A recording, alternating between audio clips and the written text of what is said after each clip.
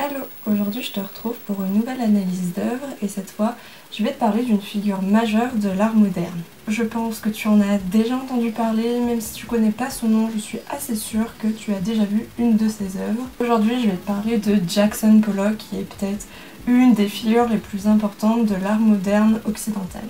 Je pense aussi que tu dois le connaître grâce ou à cause de sa vie un petit peu tumultueuse. Pollock va naître en 1912 et va mourir en 1956 alors qu'il n'est âgé que de 44 ans puisqu'il a eu un accident de voiture. Aujourd'hui, on va analyser Blue Pole No. 11, mais cette analyse, elle va aussi te servir en fait à comprendre les autres toiles qui sont dans ce style. Par contre, comme c'est une œuvre de 2,10 m sur 4,86 m, je vais te la mettre souvent en plein écran. Ça sera plus simple pour que tu puisses voir les différents détails et de mieux comprendre mes explications. Donc déjà, c'est une peinture émaillée et aluminium avec verre sur toile. C'est du coup une très grande toile abstraite de format horizontal, même si en fait elle n'est pas destinée à avoir de sens, c'est-à-dire tu peux la mettre horizontalement, verticalement, dans n'importe quel sens. C'est les institutions qui ont donné un sens quand ils l'ont accrochée. Elle est peinte en 1952 par Pollock et c'est une de ses dernières toiles. La peinture utilisée est normalement destinée à la carrosserie de voiture. C'est un tableau abstrait qui représente du coup rien d'identifiable. Les couleurs utilisées vont plutôt être du gris, du blanc, du noir, du bleu marine, du jaune et du orange. Il va utiliser la technique du draping et ça je vais te l'expliquer un peu plus tard dans l'analyse. La toile elle va s'inscrire dans un contexte d'émergence de l'art américain et c'est l'un des derniers chefs-d'œuvre de Pollock qui durant cette période va retomber dans l'alcoolémie. Dans cette toile on retrouve les influences de Pollock qui s'entrechoquent entre ses influences européennes et ses influences proprement américaines. Juste avant de te parler de cette œuvre, il faut que je te parle un petit peu de Pollock, de comment il a commencé à peindre, de quelles sont ses sources, etc. Déjà, à l'âge de 18 ans, il va suivre son frère à New York. Dans cette ville, il va suivre pendant 2 ans les cours de Thomas Hart Benton. Il va être marié à Lee Krasner, qui elle aussi est une artiste et qui va notamment lui suggérer de ne pas nommer ses toiles et de leur donner simplement des numéros. Parce que selon elle, les numéros sont neutres et les gens qui vont regarder son œuvre vont s'intéresser uniquement à l'œuvre et pas au titre qui est donné, puisque souvent le titre peut influencer ce que tu vois dans le tableau. Le couple fait partie du mouvement de l'expressionnisme américain. Ça c'est un grand nom, tu en as peut-être déjà entendu parler. C'est un mouvement qui va se développer dans les années 40-50 à New York. Là je vais te faire défiler d'autres œuvres expressionnistes abstraits pour que tu puisses un peu comprendre les explications que je vais te donner de ce mouvement. C'est un mouvement qui est caractérisé par sa grande intensité émotionnelle, par l'importance accordée à la texture de la peinture et à son ambition monumentale. Comme je te l'ai dit, la toile que je te présente aujourd'hui, elle a quand même de très grandes mesures. Tu vois bien la matière de la peinture telle qu'elle est et au niveau de l'intensité émotionnelle, pour l'instant ça te paraît un petit peu flou, mais je vais t'expliquer ça après quand on va parler de la technique utilisée. Ce qui va être intéressant avec la figure de Pollock, c'est qu'il va acquérir une célébrité immédiate dès son vivant. Et ça, c'est quand même assez rare. C'est le premier peintre américain à obtenir le statut de star. Et cette reconnaissance, elle coïncide aussi avec l'émergence de New York comme capitale mondiale de la culture. Peu après la Seconde Guerre mondiale, vers 48-50. Pourquoi? Parce qu'en fait, pendant la Seconde Guerre mondiale, de nombreux artistes ont immigré aux États-Unis afin d'échapper à la guerre sur le territoire. Et du coup, ils ont été en contact avec les artistes américains en contact avec les artistes européens. Ça a fait un petit mélange, il y a eu des mouvements qui ont émergé. Les artistes américains ont eu des sources en direct. Et en te parlant de cette migration d'artistes européens, c'est là qu'il faut que je te parle des influences et des sources de Pollock. Comme beaucoup d'artistes de sa génération, il va être influencé par les artistes européens. Pour lui, il veut d'abord que sa peinture soit peinture. C'est-à-dire qu'il veut pas que ça soit une illustration ou une copie de la réalité. Il veut qu'elle puisse se passer de sujet en fait et être avant tout forme, couleur et matière. Au niveau de ses influences les plus importantes, tu vas retrouver Picasso et Malevich. Pourquoi ? Lors d'une exposition au Palais américain, les dates vont s'afficher. Bruno Alfieri, qui est un journaliste, va comparer Pollock et Picasso. Pollock a brisé toutes les barrières entre sa peinture et lui-même. Son image est la peinture la plus immédiate et spontanée. Comparé à Pollock, Picasso, qui pendant quelques décennies a troublé le sommeil de ses collègues avec l'éternel cauchemar de ses entreprises destructives, devient un paisible conformiste, un peintre du passé. Ici, ce qu'a voulu dire le journaliste, c'est que Pollock aurait en quelque sorte dépassé le grand maître. C'est-à-dire que, je ne sais pas si tu connais un petit peu l'histoire du cubisme, mais on va distinguer 3 phases. Une phase où on expérimente un peu, où on commence à géométriser les formes. La phase où on se rapproche de plus en plus de l'abstraction, tellement qu'on a vraiment du mal à déchiffrer ce qui est peint. Et la 3e phase, comme on est à la limite de l'abstraction, on va réintégrer des éléments du réel, que ça soit par exemple des lettres au pochoir, des éléments qui viennent de la vie quotidienne, comme du journal, de la chaise cannée, des choses comme ça, va réintroduire le réel dans l'œuvre. Pollock, lui, il va passer cette barrière. Lui, il va pas se dire « je vais réintégrer des éléments du réel, je vais aller dans l'abstraction ». À partir de ce moment-là, qu'une nouvelle voie va s'ouvrir. Cette fois, Pollock, il va aller dans l'abstraction totale. Mais évidemment, c'est pas tout. Pour ce qui est de Malevich, tu retrouves chez Pollock cette perte de spatialité. Tu ne sais pas dans quel sens est l'œuvre, tu ne sais pas dans quel sens tu dois la regarder, etc. Et bah tu retrouves ça aussi chez Malevich, comme avec Carré rouge sur fond blanc. Tu auras aussi Kandinsky et Miro qui seront d'autres sources pour Pollock, mais plus en général pour le mouvement expressionniste abstrait. Ensuite, une autre influence européenne, ça va être le surréalisme. J'ai déjà fait une vidéo un peu où j'en parle, mais c'est plutôt du côté japonais. Donc là, je vais pouvoir un peu plus te parler du surréalisme français. Pollock, il va emprunter une idée aux surréalistes, c'est que l'art, c'est l'expression de l'inconscient de l'artiste. Le surréalisme, en fait, il est arrivé en Amérique dès le début de la Seconde Guerre mondiale. Il faut savoir que le surréalisme, ça permet la libération des formes créatrices de l'inconscient, et ça met aussi en place l'écriture automatique, c'est-à-dire écrire sans penser. C'est-à-dire tu vas pas écrire le chat est beau, mais tu vas laisser tous les mots qui découlent de ta pensée se poser sur le papier. Du coup, Pollock il va se revendiquer comme l'héritier des artistes surréalistes. Là, je vais te donner une définition d'André Breton, qui est évidemment une grande figure du surréalisme, qui va définir un petit peu le mode d'emploi pour écrire automatiquement. Placez-vous dans l'état le plus passif ou réceptif que vous pourrez. Écrivez vite, sans sujet préconçu, assez vite pour ne pas vous retenir et ne pas être tenté de vous relire. L'œuvre de Pollock, en fait, ça va être une version picturale de l'écriture automatique. Il va utiliser cette technique dans son processus de création. On crée sans trop pousser sa réflexion et on laisse de côté la conscience et la volonté. Chez Pollock, les gestes qu'il fait pour peindre peuvent être vus comme une écriture automatique, même si on verra plus tard qu'elles ne sont pas que le fruit du hasard. Les sources européennes ne vont pas être les seules sources de Pollock, puisqu'il est avant tout quand même américain, et donc on va retrouver des influences amérindiennes, mais aussi mexicaines. Par exemple, pour le côté mexicain, il va s'inspirer des muralistes. Là, je vais te faire défiler des images pour que tu puisses avoir une sorte de petite iconographie pour te permettre de voir un petit peu à quoi ça ressemble. En fait, les muralistes mexicains, ils vont peindre et travailler sur d'énormes frises, illustrant notamment la révolution mexicaine de 1910, ainsi que les groupes sociaux liés à cet événement. Ils veulent que leurs frises soient accessibles et lisibles par tous, sans avoir besoin de savoir lire. C'est un art qui va être considéré comme populaire. Chez Pollock, qui apprécie particulièrement un des grands de ce mouvement que tu connais sûrement, c'est Diego Rivera, qui est le mari de Frida Kahlo. Il va reprendre en fait, Pollock va reprendre le format gigantesque des frises pour cette toile notamment. L'autre influence de Pollock, ça va être l'art amérindien, qui est quand même l'une des premières formes d'art sur le territoire américain. Il va emprunter la technique de la peinture au sol. Les Indiens d'Amérique sont une grande source pour lui puisqu'ils résultent de souvenirs et il est très impressionné par cet art.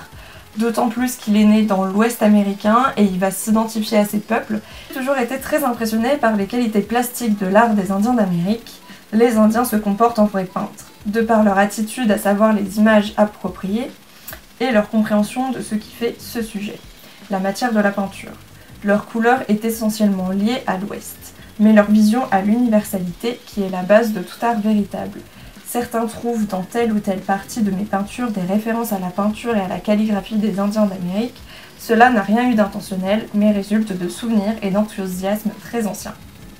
Par cette citation, en fait, tu vois d'une part que ces références ne sont pas conscientes et que ça peut être une référence à l'écriture automatique, mais d'autre part, il faut savoir que les Navajos, qui est du coup une tribu d'Indiens d'Amérique du Nord-Est, faisaient de la peinture sur sable. C'est-à-dire que sur un support posé au sol, Il laissait du sable se verser. C'est une peinture éphémère à but thérapeutique et Pollock, comme les Indiens, pose sa toile au sol et laisse couler sa peinture sur son support. Certains pensent que les barres obliques bleues foncées sont une référence aux figures totémiques de la civilisation indienne. Totémique, c'est totem. Qu'il a pu voir en fait lors d'une exposition Indian Art of United States. Maintenant que je t'ai parlé de ses sources, ses différentes influences, etc., je vais revenir un petit peu sur l'expressionnisme abstrait pour te permettre un petit peu de connaître si tu ne connais pas très bien ce mouvement. Ce qu'il faut savoir, c'est que dans ce même mouvement, il y a deux groupes. D'une part les action painting et de l'autre part les color field painting. Tu remarqueras des accents toujours au top, je suis désolée. Donc le premier, c'est la peinture de l'action, qui a un courant artistique fondé plutôt sur le geste pictural. Rosenberg, qui est un grand critique à l'époque, va définir l'action painting comme ce qui est produit sur la toile n'est plus une image, mais un événement. Et l'œuvre de Pollock, elle anticipe l'art de la performance et les happenings des années 60, car ces tableaux ne sont rien d'autre en fait que la trace de sa performance. Et de l'autre côté, tu as plutôt le color field painting, donc peinture de champs colorés. C'est des œuvres plus apaisées, plus méditatives, centrées sur la force émotionnelle de la couleur. Donc tu vas avoir des grands aplats, des monochromes, comme avec Steele Clifford. Pour Pollock, qui est plutôt dans l'action painting, du coup, il va tremper son pinceau ou parfois des bâtons dans la peinture et il va projeter, laisser couler. Il va même parfois avec des bâtons les poser en fait directement sur la toile, ce qui va créer ces verticales dans le tableau. Et il laisse tout ça couler sur sa toile qui est tendue à l'horizontale à même le sol. Il peint pas sur un chevalet. Pour cela, Pollock va utiliser différents procédés techniques comme le dripping et le pouring. Alors là, on va rentrer un peu dans l'anglais, donc on a souvent tendance à dire que Pollock est le créateur du dripping, mais il faut rendre à César ce qui est à César. En fait, pendant une exposition en galerie, il a vu les œuvres d'une certaine Janet Sobel qui utilise cette technique. Et elle utilise cette technique dès 1945. Attention, là je vais te faire un petit cours d'anglais rapide. Le dripping, ça vient du verbe to drip en anglais, qui signifie laisser goûter. En gros, tu laisses tomber un liquide goutte par goutte sur la surface de la toile. Du coup, ça va créer une superposition de couleurs du même spectre. Il va aussi utiliser le pouring, qui vient du verbe to pour, verser. Mais pouring, ça veut plutôt dire laisser couler. Cette fois, ça consiste à répandre différentes couleurs en continu sur la toile. Par exemple, tu peux percer un pot de peinture et le balader au-dessus de ta toile. Donc la technique du pouring, c'est ce qui est plus à même de décrire les effets dynamiques qui donnent ces entrelacs que tu peux voir sur la toile. Cependant, ces deux techniques, elles sont tout de même caractéristiques des peintures de Pollock et surtout de ce qu'on va appeler le all-over, c'est-à-dire all-over, partout, quoi, couvrir toute la toile. Les photos que je te montre depuis tout à l'heure, elles datent de 1950 et elles sont faites par Hans Namuth qui a pu photographier Pollock à l'action. Et c'est grâce à ces photos qu'on voit vraiment que quand Pollock il crée ses œuvres, c'est une véritable performance. Il l'a aussi filmé, donc je te mettrai en barre d'infos, si je retrouve, le lien d'une vidéo où tu vois Pollock qui est en train de peindre. Du coup, la peinture va devenir vraiment un exercice physique où tout le corps de l'artiste est engagé. Le tableau, il devient une trace de cette performance gestuelle qui est en fait tout aussi importante que le résultat final.